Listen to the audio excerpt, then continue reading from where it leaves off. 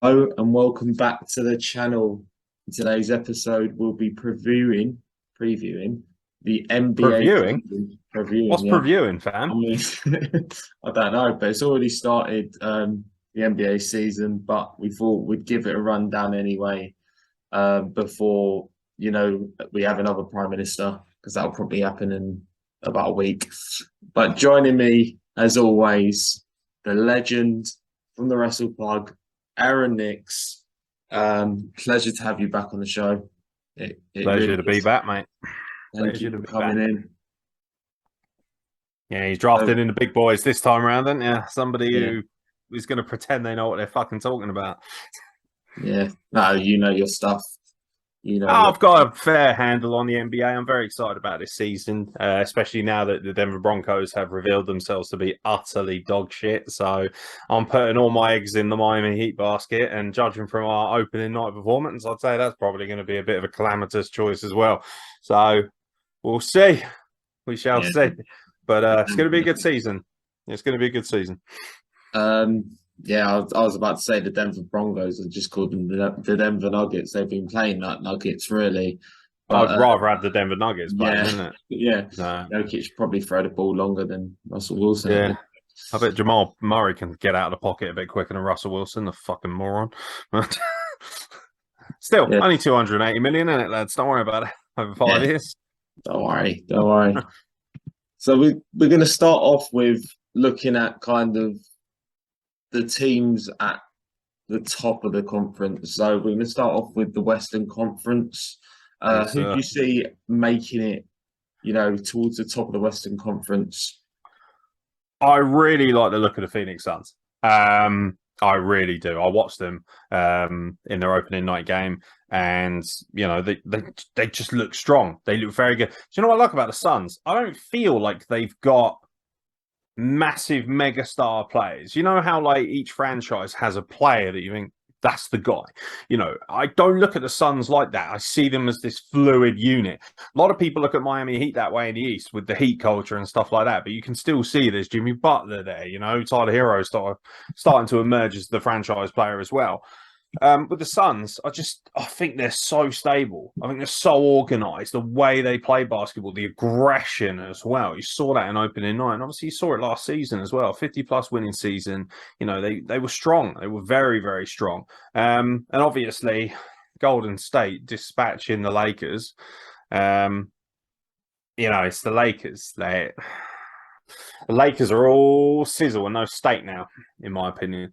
Um, you know, Flashy to watch. They're always going to have a bit like the Cowboys, isn't it? They've got some quality, no question. They've got some star power, but it's more for show. They feel like the Globetrotters more so than they do this ruthless LA Lakers. It just don't feel like the LA Lakers team that had Kobe Bryant and Shaquille O'Neal. They don't have the workhorses on the floor that they used to either, and egos are going to be involved as well. So I'm looking at Golden State and the Phoenix Suns as the two that I quite fancy the most in the West. Although I do like the idea as a dark horse. I know we're sort of ragging on them a bit.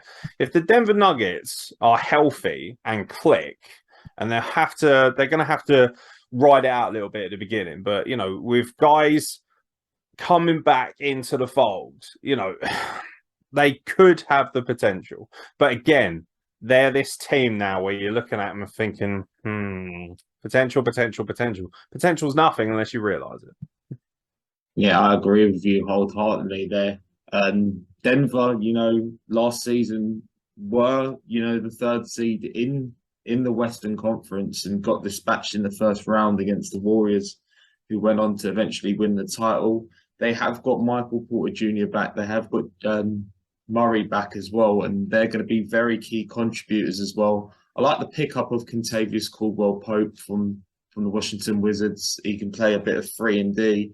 I think that's kind of what they need. They need people in the corners to make them shots, and I don't think Will Barton was doing that at a consistent level.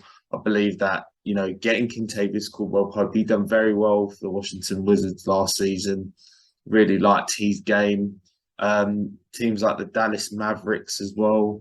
If they can get it clicking with Luka, they've always got a chance. The Clippers are a team that's, for me, very, very well stacked, but health is going to be a very key thing for them. You know, you've got Paul John Wall George, in isn't the it? lineup, You know. Paul George, Yeah. Kawhi Leonard.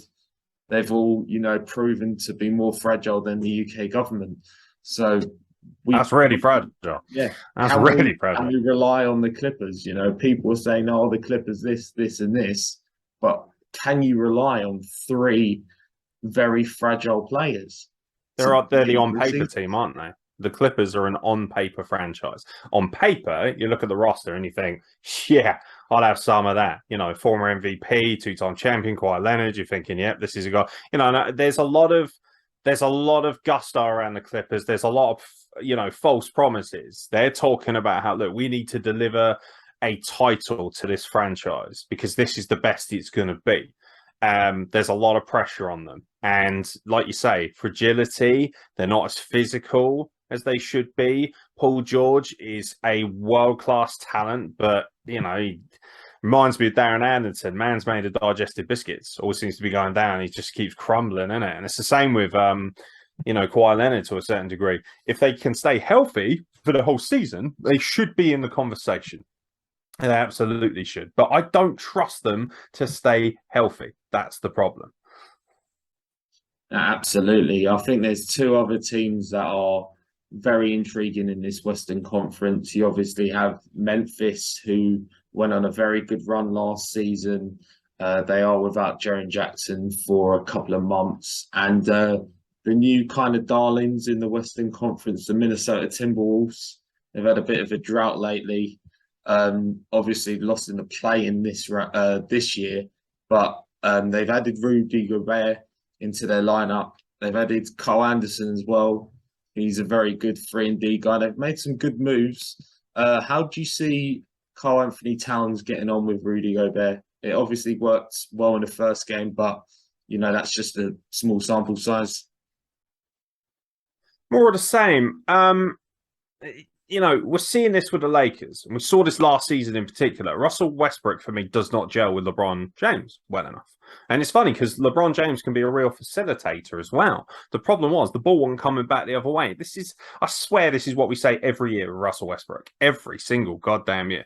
I have more faith in Towns and Gobert doing this this kind of dance, this sort of two-man power trip. What people forget in the NBA is, it's great that you've got a star, but you still need a world-class number two. And you can look back throughout the history of the NBA, and of course, nowhere will you look further than the Chicago Bulls. Scottie Pippen was the number two best player in the league, as well as being the best number two for so long. I really like the pickup of Gobert. It's very obvious the Utah Jazz are just blowing it up. They have just decided, right, fuck this. We're going to reschedule. We're going to completely blow it up and start from scratch. Maybe there's going to be quite a bit of tanking on our ends. Gobert, obviously, looking to kind of make his name here. You'd like to think that they should be quite good. You'd like to think that they should be. I mean, they'll be in the playoffs, definitely. The question is, can they deal with the firepower and the sheer aggression that people like Phoenix Suns and the Golden State Warriors bring? And the Warriors is interesting as well because obviously we had this. You probably saw it. This off-season shenanigans, the training thing with Draymond Green. I think it was who was it? He fucking laid out. Jordan Paul. Jordan Poole, right? So. They've just given Jordan Poole, haven't they, a pretty decent contract as well. And his thanks for that was getting fucking sparked by Draymond Green. Didn't seem to rear its ugly head in their opener, but I'm not putting too much stock in that because I just don't think the Lakers are just that good. I mean, they had a calamitous season last season. Anthony Davis is very injury prone now. And if he doesn't step up and play, when they won the championship a couple of years ago, Anthony Davis was kind of that number two to LeBron James. They had that chemistry. And then they had aggressive leaders on the court as well.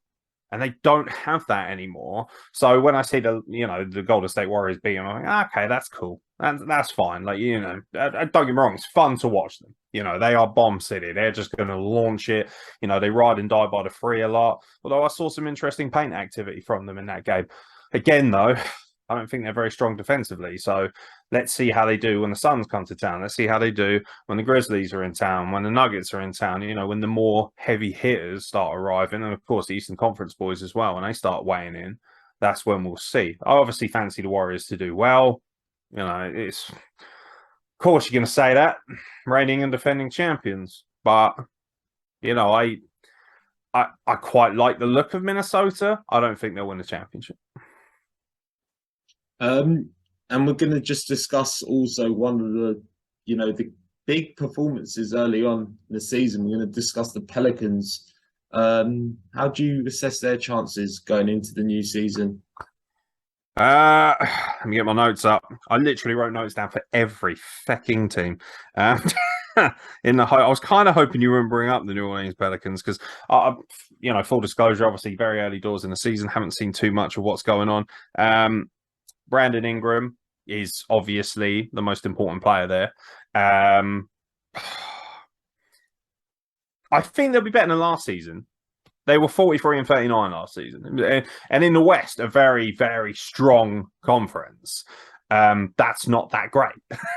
It's okay. Do you know what? They remind me of every season because the assumption is the East is weak, right? Or it's weaker. And you always get these teams in the West where you think if you're in the East, you'd have a very good chance of being a conference champions with that schedule. And that's how I see the Pelicans a little bit. But I don't personally think they have enough firepower, enough star power, or to quote a great man who's no longer in his job, ruthless aggression.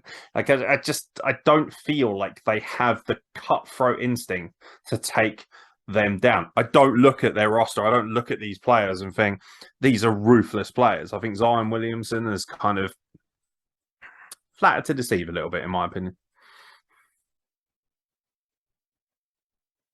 Yeah, I think I agree with you at a point. It's very, reluctant to kind of just go all in on the New Orleans Pelicans early on in the season. The Brooklyn Nets have had their problems, but they were very impressive. I think they've got a pretty decent team, and for me, the Pelicans will be very disappointed if they don't make playoffs this year. CJ McCollum, very good pickup last year. They've got Valanciunas who can do the dirty work underneath, get them offensive boards. You've got Brandon Ingram, you've got people like Devontae Graham, you've got people like Herb Jones who showed up in the playoffs, Alvarado. You've got many names that kind of do the little things. But for me, coming up against the elite teams, will they match up well to them? That's the thing. And health is a very important thing with the New Orleans Pelicans. Zion Williamson was out all last season. Brandon Ingram's been hurt a bit. So you never know, how these teams are going to cope for the rigorous, 82 game season. All three of those guys, they're three sort of main guys, Williamson, Ingram, and who's the other lad, McCollum. They've all averaged 23 points per game in their career. That's kind of what they average. Now, obviously, if all three of them average that during games, that's great. I did get their record slightly wrong, actually. It was a 36 and 46 finish last season, which wasn't, considering their talent, wasn't that great. They're definitely going to do better. The number I quoted, actually, is what ESPN fancies them to have as a win-loss projection, 43 and 39. I would be surprised if it didn't get slightly more than that. I think they should make the playoffs. I think, like you say, it would be a massive disappointment. I think the head coach, Griffin, said recently about this is the first season where the external expectations match up what our expectations are. So obviously every season they expect to be good. They expect to be contenders. And that hasn't come to fruition yet. Whereas this season, all of a sudden, eyeballs are on them. But that can be a little bit of a double-edged sword because when you're not expected to be great, like, when the Heat got to the finals a couple of years ago, nobody had the Heat in the finals except for me because I'm a mark, but nobody really had them in the finals. Nobody really had them going deep in the playoffs. And yet they did. And that was because, the lack of expectation can really help you because we know what American media is like as well. There is a real fine microscope on everything that these teams do. They have absolutely tried their hardest to make you think, oh, watch out, Golden State Warriors fighting in the practice facility. Well, they're going to be fucked, aren't they? Come on, man. The Bulls were fighting in the practice facility every week, especially with Jordan. Like, he just couldn't help himself. So, there's been a lot of times where people, I think Jordan rather famously sparked out Steve Kerr, didn't he, at a training session? So, to be honest, that's just competitive edge. Obviously, as long as it doesn't, you can't afford to hold a grudge with things like that. You got to let that slide. You got to leave that in the practice facility.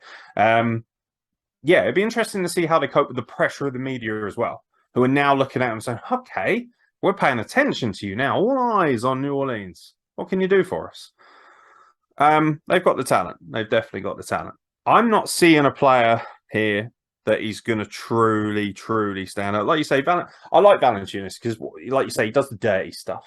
He's the man who props up the piano while the stars play it. He's that kind of guy.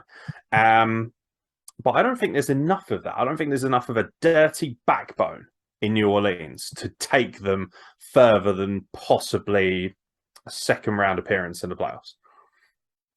Absolutely. That's where I've gone. Yeah. We're going to just discuss two of the other two teams that are on the fringe of making playoffs, because I don't see the four other remaining teams doing anything but tanking. The Portland Trail Blazers and the Sacramento Kings. The Sacramento Kings obviously hedging their bets, bringing in Domantas Sabonis towards the end of last season. They've made a few more moves as well. They brought in Kevin Huerter. They brought in Malik Monk this year. Big things expected of the rookie Murray as well, 5th pick in the draft. Do you see the Sacramento Kings trouble in the playoff picture this year? No.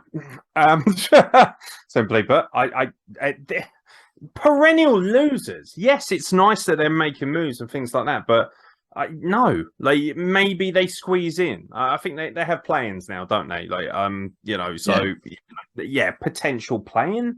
I don't see them being an outright playoff team. I don't. It's a trust factor. It's a culture, And with the Sacramento Kings, I trust the Trailblazers a little bit more. I think the Trailblazers might finish above them. I do. There's just a little bit more grit. I really value acumen. People are going to look to stats and stars and things of that nature, and there's no getting around that, especially when we're talking about the East, where the stars kind of rule the roost. But a lot of the workers, a lot of the grit is in the Western Conference. And I look at the Sacramento Kings. I don't think they got the backbone for it. I just don't. I think it's a bad culture. I think it's a badly run franchise. I think it's getting better. They seem to me like a 5-year plan. Let's see what they're like in 5 years. But no, I don't see them getting close to any of the contenders we've spoken about. We're also going to just discuss what are your hopes for what I consider the bottom feeders. We've got the Spurs, we've got the Jazz, we've got the Thunder. I was going to throw in the Lakers as well, but do you see the Lakers making a playoff push, or do you see them kind of... Lakers, it's ironic, isn't it? Who would have said this? Imagine 10 years ago saying the Lakers will be fighting it out for a play-in with the Sacramento Kings and the Portland Trail Blazers. What? Nonsense. I don't fancy the Lakers at all. I don't know. Maybe it's a personal thing. I don't trust Russell Westbrook. I don't trust the fitness of Anthony Davis. They did a lot of chopping and changing this season as well, and rightfully so. Last season was a bit of a collapse, really, and that's not going to... The other thing as well is LeBron James is going for this scoring record, isn't he? He's going after Kareem Abdul-Jabbar's all-time scoring record, I think, all-time points or whatever it is. The fact that is the thing that we're talking about most with LA is an issue, because I'm not interested in LeBron James padding numbers. It's great that he's still averaging 29, 30 points a game or whatever it is, but that doesn't mean shit if everyone around him is averaging 5. Westbrook doesn't want to give up the rock, doesn't want to pass the ball. Okay, cool. Even in the small sample size we got for that Golden State Warriors game, I just looked at it and thought, you look weak. Golden State exploited them. And this is a team that most people assume will have another run at a possible finals appearance, not without controversy as well. They think there might be a little bit of, I don't know, a little bit of bad dissent in the locker room for whatever reason. Obviously, the fight has probably dedicated most of that to that, but I don't fancy that. As far as the Utah Jazz go, they've blown it up. I expect them to tank. I do. I would be surprised if they don't deliberately tank, to be honest. They haven't got a team now that's worth it. They've got rid of Gobert. Like, that was their kind of one real shining star. That was their kind of point of negotiation. So he's been traded away. So I think they're a weak side. I don't think they'll make the playoffs. Spurs, again, who cares? Let's just be real. They're crap. They're not good. They're not a good franchise, which is surprising when you consider, obviously the history and that. But history doesn't mean shit in this league. Look at the Chicago Bulls. Look how good they've been since Jordan and that left. Not so good. Those teams, congratulations. You're probably all going to get about 20 or 30 wins max. Yeah. I just adding with the Lakers as well, I thought it was very alarming, the numbers from the game against the Warriors. 10 for 40 from the 3-point line. Especially the 40 attempts as well from a team like the Lakers, who don't really have, a sharp shooter in their roster. They've added a few players like Lonnie Walker and Dennis Schroeder. I think Dennis Schroeder kind of got a good deal after impressing in Eurobasket, but I don't think he's, an NBA impact player, at a decent level. I don't think he's a consistent. That's for depth. I assume he's been brought in for depth. I don't think he's been brought in for extreme talents. I don't think he's got game-changing abilities. But like you say, 10 from 40 on the free throw line is abysmal. And that's factual. Not free throws, sorry. 3-point, excuse me. It's that, but that's the thing. No sharpshooters in a team that should be doing well at that. And that was Golden State, very, very smart, took it to the perimeter and knew exactly what they were doing. They knew they were going to easily outshoot them. That was a gunslinging contest, and most of the guns from the LA Lakers were jamming. Yeah, that's it.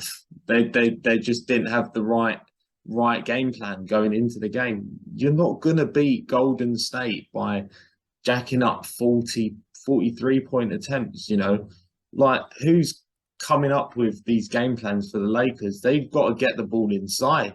I was going to say there was no aggression in the paint, was there? None. And when you consider a team that has LeBron James and Anthony Davis, and that's the thing as well. Again, Anthony Davis looks like a shadow of the man from 2 years ago. And that's scary, how quickly his stock has diminished. And if he's not aggressive in the paint, they're going to really struggle. And the only time that they're going to have moderate success is against teams that, like themselves, struggle from the 3-point line. And let's be honest, how many teams in the Western Conference are going to truly struggle from 3 points? Not many. Only the shit ones. So, they might be lucky and be the best of the rest. I personally think, is it weird to say, I think we're kind of seeing the slow demise of these star power players like Westbrook and James, James is playing well, but we're not seeing superstar LeBron James, and he knows he has to change his game as he's getting up there in age. He's obviously a freak, a phenom and all that, but I think now we're starting to see star power affecting what the Lakers do. It used to be one of their big strengths. They had these star power players, but they were all ruthless, weren't they? You think about all of them, so ruthless. Even in that season a couple of years ago when they won the championship, ruthless. The way they ran through everybody. Look at the way they just, the Heat literally threw everything into Game 5 to try and fucking hold it, and then just had nothing left and were wiped off the floor by a team that they were ruthless. They went for our necks and they cut us wide open. They look weak, and mentally they don't look that strong either. And I don't like seeing things like LeBron James. I get it, you're a big star, you're a big icon, especially in Black America, and it's important that you have a voice and it's important that you have your say. I think he's far too distracted by everything else, and he doesn't pay attention to basketball the same way he did maybe 5 or 6 years ago. Maybe he's resting himself a little bit now that he's got a number of titles. Maybe he's kind of accepted that to a certain degree. But again, when I hear that, they're very excited about getting him this scoring title, I don't give a fuck about your scoring title. I give a fuck about results. And if you're more interested in topping this statistics chart than you are in showing a ruthless nature to drag the Lakers into the playoffs, I don't think the mentality's there. I think mental acumen is very important to me in all sports, as you know. High IQ positions. We see that in the NFL. IQ is very important. Russell Wilson, for example, at the Denver Broncos, making very low IQ decisions backed up by a head coach who doesn't have a clue what he's doing. And that's kind of the Lakers thing as well. There's far too much dictation from the players as well of who should be the head coach and things like that. There isn't a high-end amount of head coaches floating around for them either. Yeah. I definitely agree with you. I think the construction of the Lakers roster, especially in the last few years, have really been, lower levels to what he had in Cleveland or Miami even, and even at the start of the Lakers. He had threats, there were threatening players on them rosters. You had Ray Allen, you had Shane Battier, you had even people like J.R. Smith, you had very good role players who could get you a bucket. Like these teams they don't have a killer. They don't have a killer off the bench. They don't have someone who can go, you know what, I'll get you 20 points. They have Russell Westbrook. He'll get you 20 points off very poor efficiency. They don't have efficient players. And that's kind of where I see the Lakers making a mistake. They've just gone and constructed a very inefficient team compared to how they had the team, 2 years ago, where they had very efficient players. They had players who knew their jobs. People like Alex Caruso as well. When they let him go, he was a very good 3-and-D guy for them. He'd done his job. He stayed out of the way. He performed. And they got Russell Westbrook, and they gave away a few players who'd been very good in their, championship team. And it kind of disrupted their rhythm. And I think one of them was Kentavious Caldwell-Pope, who played very well. And we talked about him earlier. His impact on the 3-and-D. And that's kind of where it's gone wrong for the Lakers, in my opinion. Westbrook is the key denominator here. He saw more of the ball than Anthony Davis last season. Obviously, Davis has been injured for more games than he's played over the last 2 seasons, which is alarming if you're, the Lakers. He needs to be fit. He needs to play every game. But Westbrook has made it very clear, once again, as he has done throughout his entire career, that he's not willing to give up the rock to other people when it matters most. You can't give him the key. You should be, LeBron James is in that period of his career, like Dwayne Wade was at Miami, where here comes the biggest star, or here comes the alleged better talent.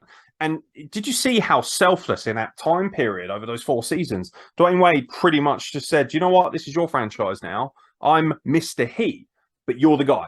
And you're going to be the guy that drives this forward. And me and Bosh are going to work with you. And then obviously they had some incredible players, Chalmers and players like that who were kind of great, great depth chart players. Westbrook won't do that. He will not do that. His ego will not allow him to be anything more than Mr. Number One. But the problem is he doesn't play like a number one. I think he was ranked like 60th overall in NBA's, depth chart last season out of players. And it's like 60th for Russell Westbrook. You're not playing like a top 10 player. You aren't a top 10 player. And your attitude, you got the attitude of a top 10 player, but you're not playing like one. Ego. And again, what happens? The Lakers is all about the marquee. They could win 20 games this season. They'll sell out every game because they have the star power, because they're the biggest, shiniest, most glamorous outfit in town. I mean, even with everything that the Clippers have going on, and you look at them and think, can you stay fit? Can you do this? Still a far better looking franchise than the Lakers. Absolutely. We're going to just move on now to the Eastern Conference. Top of the pole here, I've got teams like the Bucks, the Celtics, the Sixers, the Heat. Who do you think's, going to be that top seed in the East? I was going to put the Nets, but I saw them last night. They were fucking shit, so we won't include them until later. But I mean, like, talking on Brooklyn quickly, Kevin Durant, fragile, mate, super, super fragile. I swear down every season he is in front of a microphone crying about something.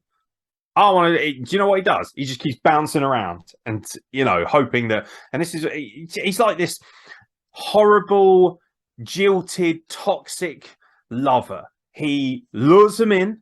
He brings in these partners, and and then what happens is when it doesn't go to his favor, he'll find any excuse possible and say, "Oh, Dad, it wasn't me. It wasn't me. You're the one who dressed him inappropriately," or whatever it might be, whatever analogy you like. And then he moves on to the next shiny thing that doesn't see all that toxicity. And I swear to God, this is becoming a regular thing with him. All the stars from 10 years ago, they're all starting to get a little bit too big for their boots, and they're having a hard time giving up their positions or accepting that they're not on the level of the guys who are on the rise, the guys that we are looking at now. So, Brooklyn Nets, again, Brooklyn Nets are the LA Lakers of the East. That's what they are. They're lucky that they're in a weaker conference, so they have a much better chance of getting into the playoffs than the Lakers will in the West. If they were in the West, they'd be fucked. They'd be truly fucked. I like the Celtics. I do. And not just because they got to the finals last season, not because they dumped us on our asses. And to be fair, we were 1 3-point shot away from making it in Game 7. It was very, very tense. And Butler missed that 3-pointer. But I can't make it all about the Heat. The Celtics have great depth. I like Marcus Smart. I think he's ferocious. I think they have, last season, they really hung their hat on defensive basketball, defensive capabilities, muscling people around in the paint, working hard, lots of rebounds, lots of blocks, lots of steals. And that looks like that's going to be their MO again. Interesting opening match. I thought they looked quite strong. I do fancy them to get back up there. The 76ers, I can't bring it. As a Heat fan, I can't bring myself to give them any love. They piss me off tremendously. I hate their fan base. I hate their fucking players. There's something about them. They got this saltiness about them, and I just think, oh, the fuck you, Philadelphia. It's just the way it is. Who are your other two that you suggested would be at the top? The Bucks. Milwaukee, surely. Yeah. The Bucks are, they're, steady go steady. They have one of the best players in the world. So, Giannis plays well. Happy days. They're strong, though. They've got good depth. Again, for me, the East seems a little bit more obvious as to the 4 or 5 teams that should be up there. And we saw this last season as well. Remember, I think it was second, third, and fourth. It was like 1 game between them by the end of it. Miami squeezed in there rather cheekily. They just somehow managed to worm their way in while people. So the Miami Heat obviously is my team, but I look at them from a very honest perspective. You know me, I'm very harsh about my team. I don't wear rose-tinted spectacles. Now, last 2 seasons we've made the Eastern Conference Finals, and obviously, including the NBA Finals a couple of seasons ago. I think they might struggle to do that this season. I've got them down for semi-finals or bust. I think they might be 5th or 6th seed. They might surprise me. Keep hearing about Heat culture. What worries me is Kyle Lowry. So last season, he averaged 13.4 points per game, playing around an average of 34 to 35 minutes. Not great. $90 million over 3 years. He's 36. He's injury prone. His hamstring injury was still apparently nagging him during postseason, which is very concerning. Then I watched this the other night against the Bulls, season opener. He had 2 points in 35 minutes and 4 steals. I think it was like 4 assists and 3 steals, something like that. That's not good. That's not good at all. Now, admittedly, very small sample size, 1 game. But it just looks like a continuation. $90 million over 3 years for a guy who's going to get you an average of 13 points a game. Not worth it. Not worth it. There are players on minute amount of money that can do that in other franchises. And to be honest, when I hear that he's 36 and when I look at him, he's kind of playing like he's 46. He looks like he's hanging on for dear life. he was meant to be kind of the big star to ramp it up, to add to all these great young talents. You know, Tyler Hero emerged somewhat. I like the fact that we doubled down on him and given him an extension, because we weren't going to get Durant or Mitchell, which is who we were apparently in the hunt for in the offseason. It's one of those things, you know, to be fair, I felt this last season. Butler really came to the forefront as he can. But yeah, the one thing I do like about Butler is he's willing to be selfless. He's willing to give up the rock. He's willing to incorporate and initiate other players into what they're doing. And guys like Russell Westbrook, for instance, don't do that. So I'm looking at the Celtics and the Bucks as your 1 and 2 seeds. Yeah, I think the Celtics have made some very astute signings. Obviously, we had the kind of issue with the coach. Obviously, I was going to ask what you thought about that. You know, it was ended for the year. Untoward behaviour, wasn't it? An inappropriate relationship with a member. Now, interestingly enough, they did say that he could move on, but they only suspended him, didn't they? They didn't fire him outright. Although I do believe they reduced his pay, if not entirely. But it doesn't seem to have affected their play. That being said, maturity might play a role here, because obviously this is a head coach that's not had any real experience as a head coach in the NBA at all. So how is he going to react, and how is he going to run things when they show signs of weakness? Because they're going to hit walls at some point. That's absolutely what's going to happen. And is he going to be able to rally the players the right way? That remains to be seen. But other than that, it could be much ado about nothing. We don't know. Maybe the players are going to take more control of that situation. But I like the Celtics, and I think they play the best defensive basketball in the Eastern Conference. Absolutely. And I like the moves they've made as well. Bringing in Malcolm Brogdon, someone who's very efficient with what he does on the ball. They had Gallinari coming in. Obviously, he suffered an injury and he'll be out for a few months. He was going to be a very good pickup for them.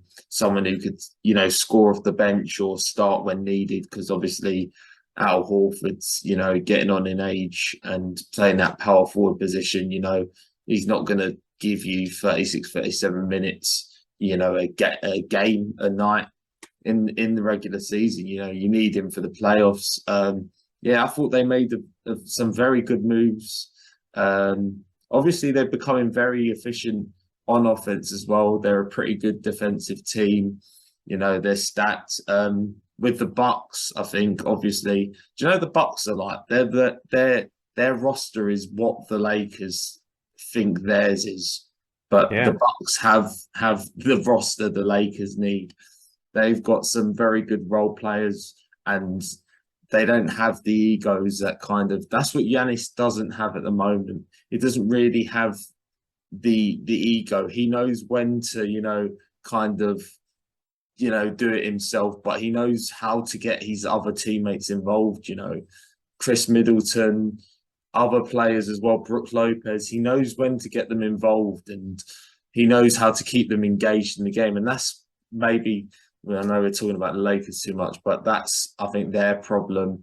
And that's kind of why the Bucks have been very successful, you know, over the years. You know, they've only won one title, but, you know, every year you look at the Bucks and think they could have won the title this year if things went their way. You know, sometimes other teams that are contenders like the Sixers or even the Warriors years ago and stuff like that, a few years ago, you're like, no, they're not going to win the title. The Clippers, no, they're not going to win the title. But the Bucks have always been there because their roster has been so well constructed around Giannis. How do you see the 76ers doing? This is make or break for them, I think.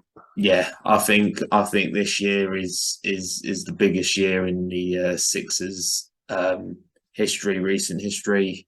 Obviously, you've got James Harden, you've got Tyrese Maxey, you've got Tobias Harris, who's very key for the team. He's kind of like the hinge for the team. If he can play well, I think the Sixers will have success. And you've got Joel Embiid, who's always, you know, playing at an MVP caliber level. Obviously, he's a bit fragile with these injuries, but I think like we discuss, it's always the secondary players. If your secondary players are having good nights, if you're Tobias Harris's or your Chris Middleton's or your Cole Lowry's or whoever you want to say, Tyler Hero, if they're having good nights, if they're having good seasons, you're gonna be successful because your Joel Embiid's and your Giannis's are going to show up most nights and perform. So yeah, I think they'll do well this season. I think they'll do well. It's just whether they kind of translate the regular season form into the postseason, and that's James Harden, mate. yeah, That's James Harden in a yeah, nutshell. What do we say every season about James Harden? Incredible talent, gets to the postseason, he flops. yeah. He does. He chokes. He just doesn't do well. Now, apparently, he said that he's going into this rigorous, he had this rigorous off-season schedule. He feels like he's going to be the best he can possibly be. He's going to be as ruthless and sacrificial as possible. I'll believe that when I see that. You've had plenty of years to do that. Why now? Interesting. Joel Embiid will play an MVP caliber season, just like he did last season. He was up for the award. Obviously, he didn't get it. I really liked the acquisition of PJ Tucker, not just because he's from the Heat. He's a locker room leader. At the Heat, he was one of, apparently, this is something that we heard a lot. Heat culture. He was always backstage booming. He's at training yelling at guys, more fucking effort, more work. Really, he's a proper driver. And he's now come into a franchise that is, shall we say, a bit guilty of being a little bit too loose, a little bit, there's a bit too much attitude. Whereas he's come in and gone, yeah, no, we're not having that nonsense. I don't give a shit what your beard looks like, James. Pull your thumb out of your fucking inadequate postseason ass. That's what he's like. And I think that is going to be the difference maker. If you see a more ruthless 76ers and they make it, they're obviously going to get in the playoffs. But if they make it deep, I think he will have something to do with that, because he is a career-driven prospect. He's all about sacrificing everything to be a champion. Doesn't matter, if someone said to him, "You're only going to get 2 points a game, but you're going to be," he's happy doing that, and not enough guys are willing to do that. PJ Tucker's a great pickup, and the fact that they've taken him directly from us weakens us, and we know that. Any Miami Heat fan out there saying that, "Nah, it's not a big deal," bullshit. It's like taking a Udonis Haslam. That's part of the heart and the spine of what we were doing and what was Heat culture. And the 76ers have got that acquisition. I think that's one of the best pickups of the entire NBA, because it's an investment in mentality and aggression. And that, in the East especially, is going to be really important, because you're going to need that to try and get past the Bucks and the Celtics, because they already have that. Now the 76ers can go, now we've got just that little bit of extra aggression, that little bit of gusto. So as much as it hurts me to say it, and I do hate the 76ers, and I will do, and that's just mandatory as a Heat fan, you got to say, great pickup, to go along with what is already an incredibly strong roster. Again, the one piece that makes me nervous is James Harden, because if he doesn't show up in the postseason, are the other guys going to be able to shoulder the load and carry them all the way through to the finals? I don't think that's the case. He's got to show up in the postseason. Those are the two X factors for the 76ers. PJ Tucker does what he does best. Absolutely. They're going to have the drive. Now we just need James Harden to take his inadequate thumb out of his bearded ass in the playoffs. Yeah, absolutely. We're just going to discuss the kind of lower, playoff seeds here. I think Atlanta, Brooklyn, Chicago, and Cleveland. I think they're four of the teams that will be battling for their 4 to 8 seeds in the East. What are your views on Atlanta's pickups this season? I like Atlanta. I like the organization. Yeah, the Hawks have always been one of those teams where you just think, they've. I like Trae Young, obviously. He's their star player. You've got Murray, Collins, Capella, Bogdanovich. I don't think they're good enough to win a title. They're not. I think anyone would probably agree with that. What they do have is great passion and attitude for the ball. And that's something that you can't really put money on. That's a mentality thing. It's a very well-run organization. Bit like the Pacers a few years ago. You know, the Pacers kind of had that feel as well, quite a few years back, especially when Larry Bird was kind of, you know, at the helm more. And, you know, it's one of those things where they just lack that killer instinct trade, don't they? They lack that star power. But we've seen with the Suns what they can do when they don't go for the marquee value players and they go for the true depth chart and the true skill players.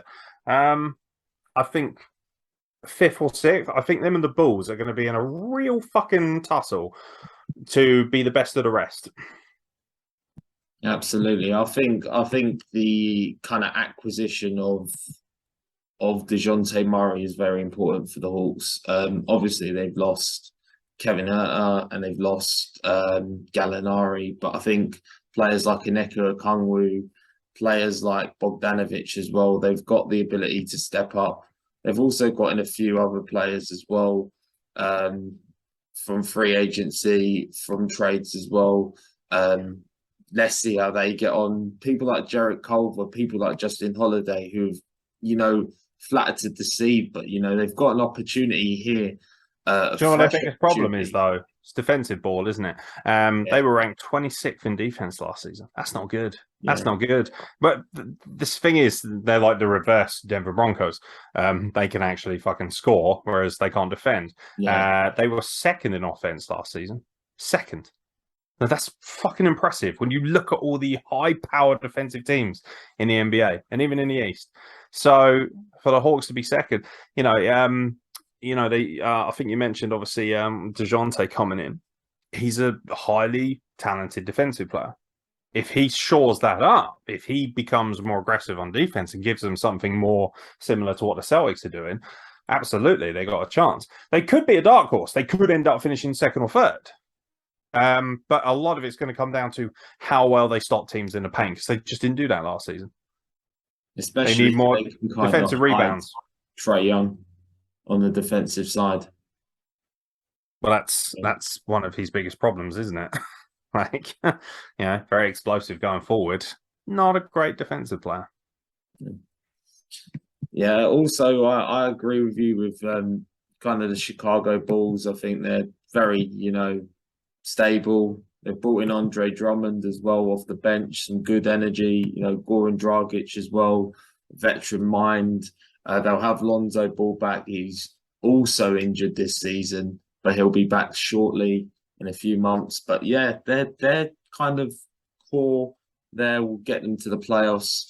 Like Atlanta, I don't see them kind of troubling the higher echelons of the Eastern Conference. But they've got a good makeup, on their night. I think they could beat anyone in the East. You got DeMar DeRozan, you got Vucevic, who was very good in the first game. He's been getting a lot of a lot of detractors recently as well. I've been seeing a lot of hate for Vucevic online, but he done very well in the first game, and I think he'll be very key. He's got a point to prove after last season. Obviously they sent a lot of capital to the Magic to get him, so this season's very big for him, in my opinion.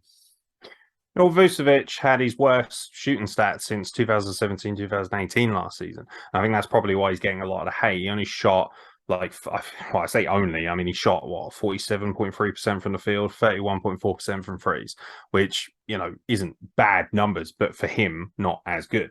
And that's the thing. Like, if he can bring his numbers back up to where they were around 17, 18 sort of standards, then we're going to see something much more palpable from them. I like the Bulls. I like to, obviously, like you say, small sample size, beating the Heat. But they looked very in control in that game. They never let the game get away from them. They're really good at stuff like that. And I really, really like LaVine. I think he's a great player. So I don't know. They've got two players in DeRozan and LaVine who are kind of you could either one could be one or two, couldn't they? I think that's what's very cool about them. They're two talents that are very, very even. I think even if you look at the rankings last season, 27th and 28th in the power rankings of players, that's very cool. Like normally there's a disparity between one and two, and there isn't in this franchise. Problem is, do they have the killer instinct and there's just that extra bit of quality when it comes down to big playoff games? Yes, they can dispatch, the smaller teams in the East. Can they dispatch the Celtics? Probably not. Probably going to lose in five or six. And two other teams that, I think will probably make up the bottom end of the playoffs, the Brooklyn Nets and the Cleveland Cavaliers. Obviously, we discussed, the Nets problems a little bit. I think it's team chemistry, really, because they've got the talent, on paper. As we say, basketball on paper is a nice thing, but basketball's played on the court. It's not played on paper. Do you think the Nets will sort it out, or do you see them having a lot of internal struggles this season? Kyrie Irving is scheduled to play more, isn't he? Because of this issue, obviously, with his non-vaccination and COVID and things like that.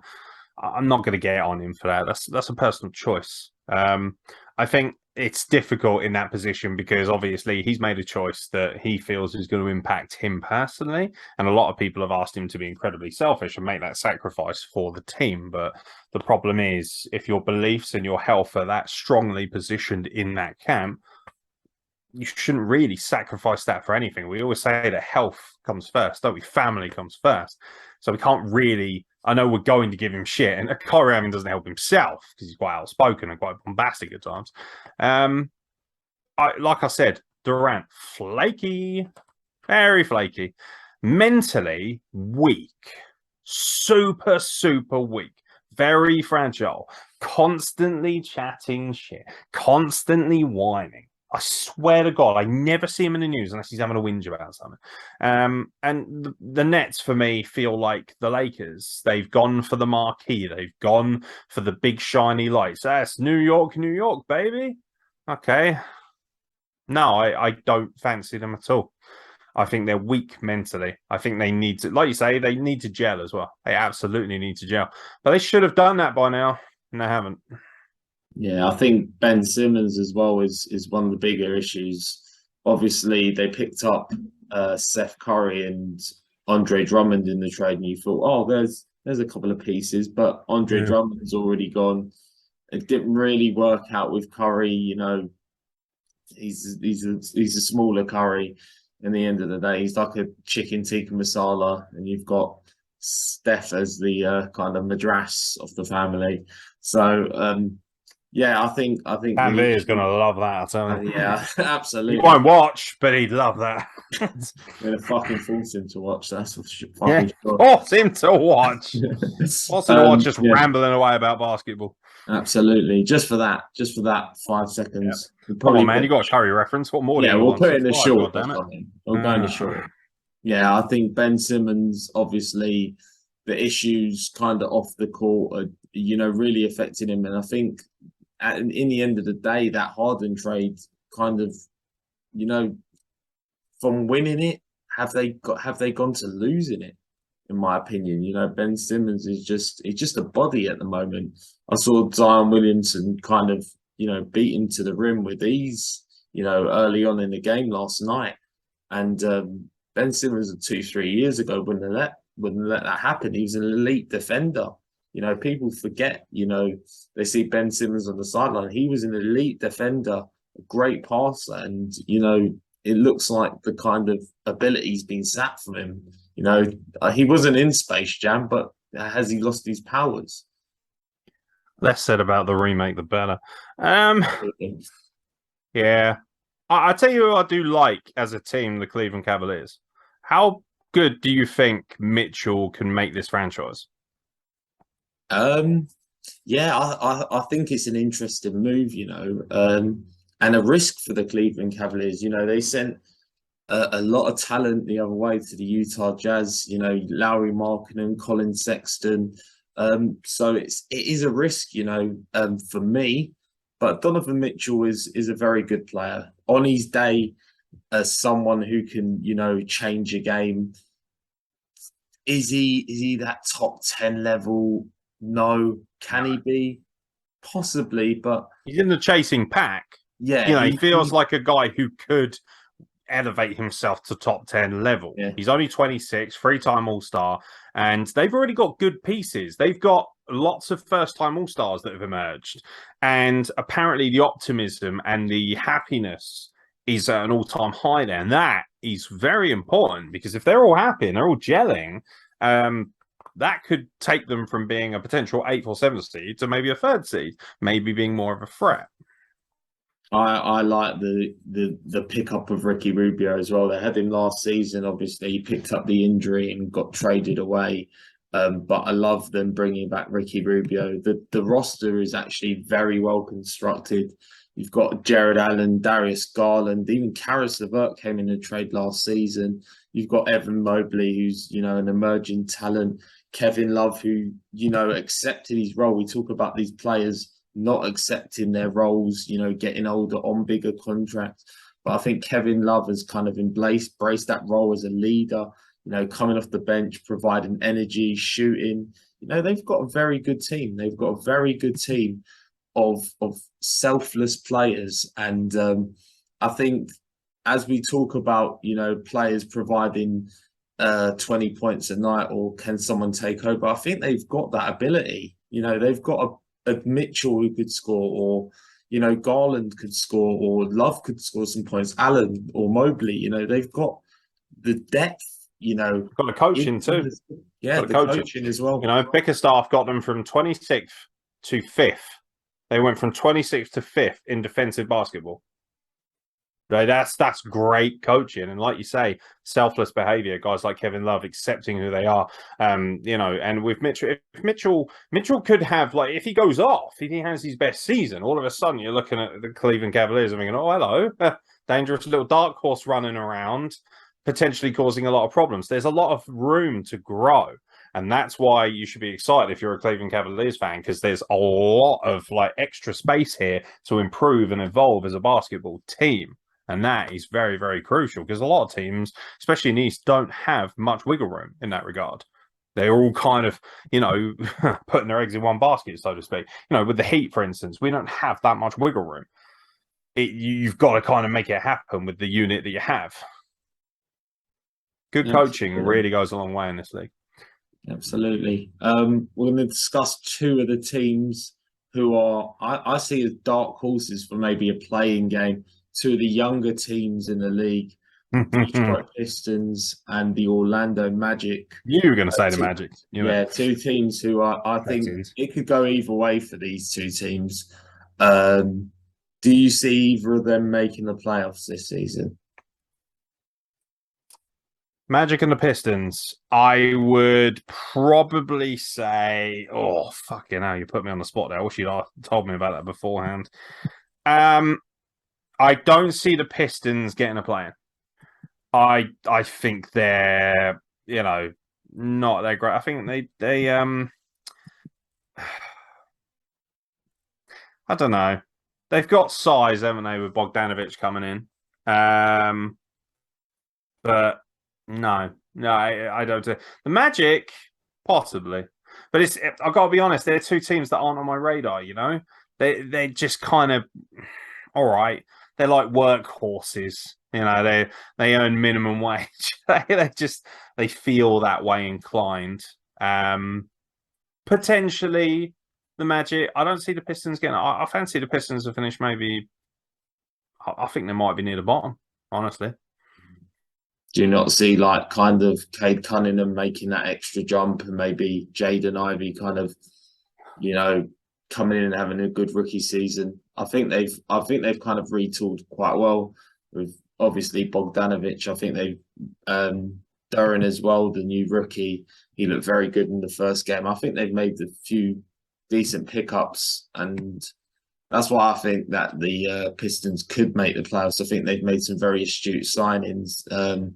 It'll obviously come down to kind of youthful, ignorance. Can these players, produce, solid seasons? I think that's how far these teams are going to go. Whether they can make the playoffs? Will those young players, perform to a consistent level?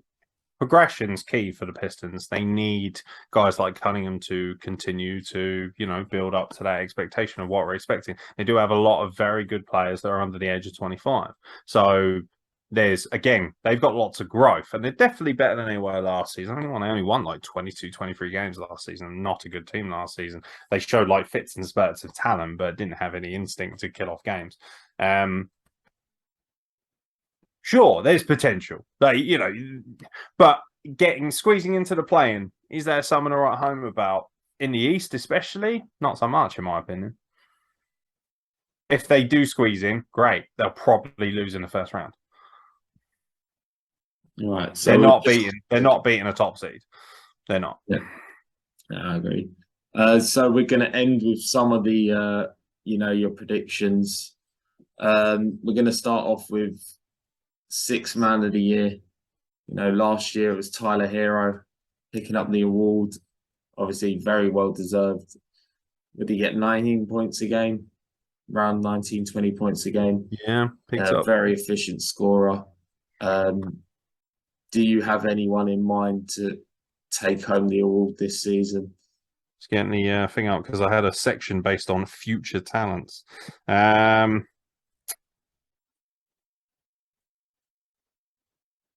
Sixth Man of the Year.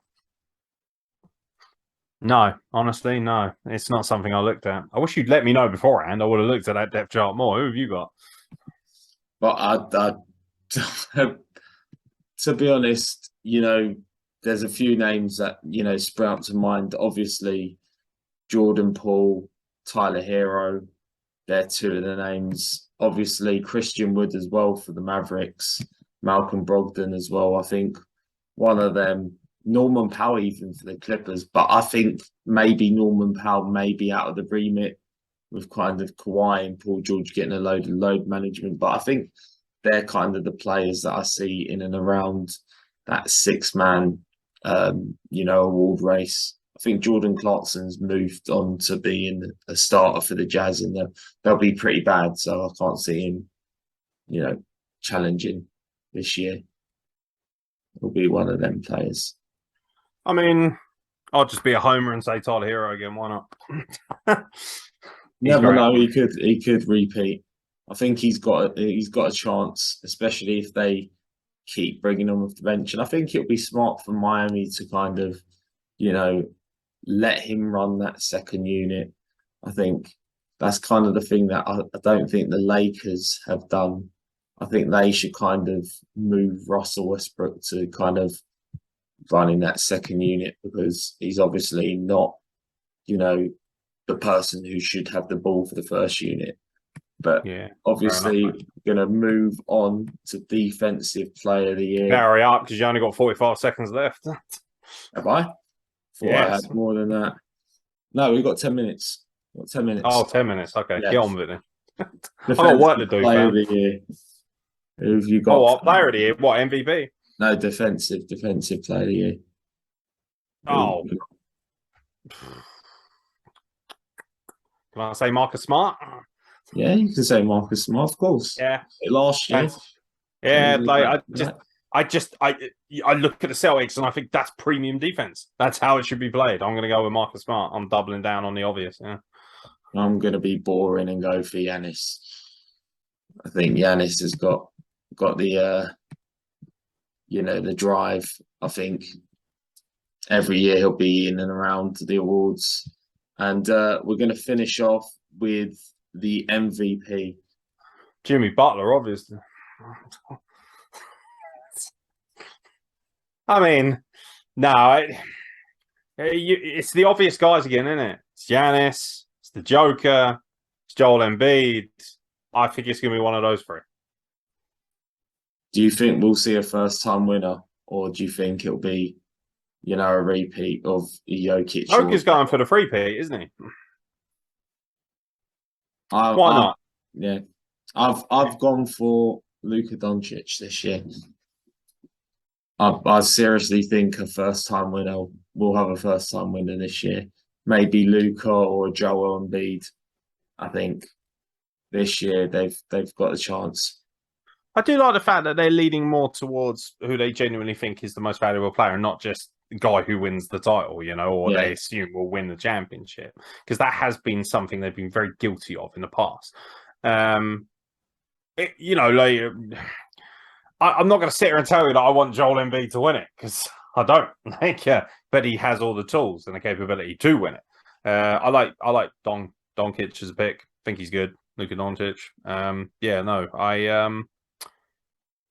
I'll be rooting for Joker. I think he's just very likable. I like him too. He's a nice human being, you know. I want the representation of the league to be somebody who has that. Yeah, I don't know, that X factor, that good guy quality. You can be ruthless and also be a good person, you know. Absolutely. That will conclude. That'll do, pig. That'll do. That'll do. That will conclude the show. As always, don't forget to like and subscribe on the video. Thank you for Aaron for coming on the show. I really appreciate it. As always, I don't know who Aaron is, but Aaron did all right. Sorry, that was my American coming out there. Goddamn Yanks, honestly. Yeah, no, if you want genuine basketball opinions, ask Alex or ask the guys at Sky Sports. I'm just filling in the gaps. Yeah, I'll try. Well, we'll see you in the next one. Peace out, guys.